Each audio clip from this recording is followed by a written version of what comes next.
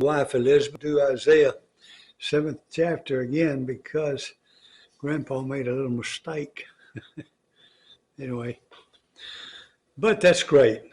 The northern tribes called Ephraim and called Israel, they had split off after Rehoboam made his foolish statement. He was a son of Solomon, and they became a divided nation.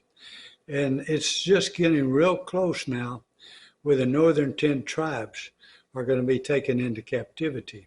And Isaiah, he prophesying there in Judah, it will remain for a little while longer before it's Babylonian captivity. Just know that God is powerful. He makes things happen. So here we are in 7th chapter of Isaiah.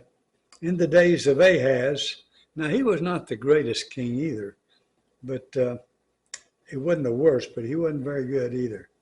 In the days of Ahaz, the son of Jotham, son of Uzziah, king of Judah, Rezin, the king of Syria, and Pekah, the son of Remaliah, the king of Israel, they united, they came up to Jerusalem to wage war against it, but could not yet mount an attack against it. So the northern tribes and Syria had come up against the Judah and Jerusalem. But they could not mount an attack against it. When the house of David was told Syria is in league with Ephraim, Ephraim again is a name for the northern tribes. The heart of Ahaz and the heart of his people shook as the trees of the forest shake before the wind. And the Lord said to Isaiah, go out to meet Ahaz, you and Shear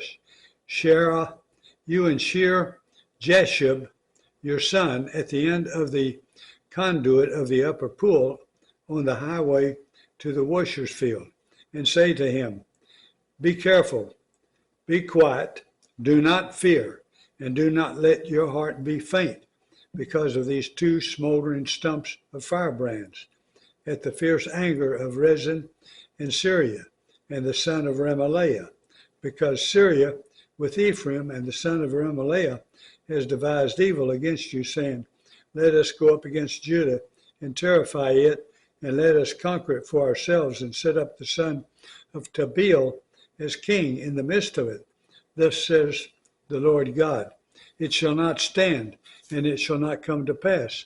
For the head of Syria is Damascus, and the head of Damascus is Rezin. And within 65 years, Rephaim will be shattered from being a people. And the head of Ephraim is Samaria, and the head of Samaria is the son of Remaliah. If you are not firm in faith, you will not be firm at all. So I guess in 65 years is about when the northern tribes went. The sign of Emmanuel. And again the Lord spoke to Ahaz, ask a sign of the Lord your God. Let it be deep as Sheol or high as heavens. But Ahaz said, I will not ask, and I will not put the Lord to test. And he said, hear then, O house of David, is it too little for you to weary men, that you weary my God also? Therefore the Lord himself will give you a sign. You know, I read something so much. I am so interested in astrophysicists, the cosmos, you know, the universe. And God is outside the universe. He can, since he's outside of time, which we can't imagine hardly, you can imagine it's perpendicular to our time. He can hear 1 billion prayers. It might take thousands of years. He can hear it in an instant because he's outside of time. It is so amazing. It's kind of like what we're going to hear here about the proclamation of the Virgin having a child. Therefore, the Lord himself will give you a sign. Behold, the virgin shall conceive and bear a son, and shall call his name Emmanuel. And he shall eat curds and honey when he knows how to refuse the evil and choose the good. For before the boy knows how to refuse the evil and choose the good, the land whose two kings you dread will be deserted. That is so interesting, how God is so outside of time, and he knows everything. The Lord will bring upon you and upon your people and upon your father's house such days as you have not come since the day that Ephraim departed from Judah, the king of Assyria. In that day the Lord will whistle for the fly that is at the end of the streams of Egypt, and for the bee that is in the land of Assyria.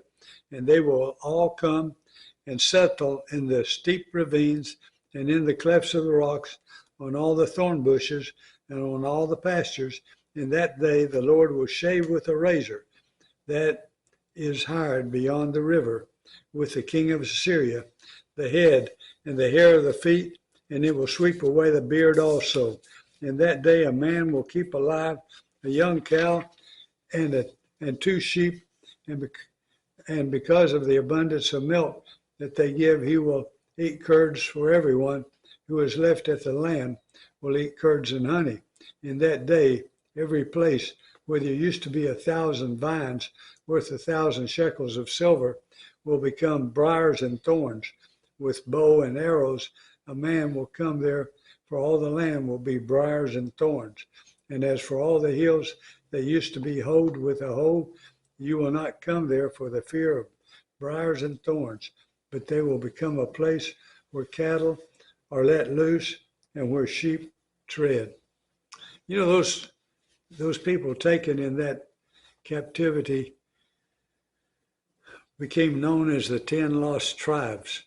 My Aunt Isla always said that we were one of the 10 lost tribes. Well, I feel like a Jew anyway. Okay, thank you for listening.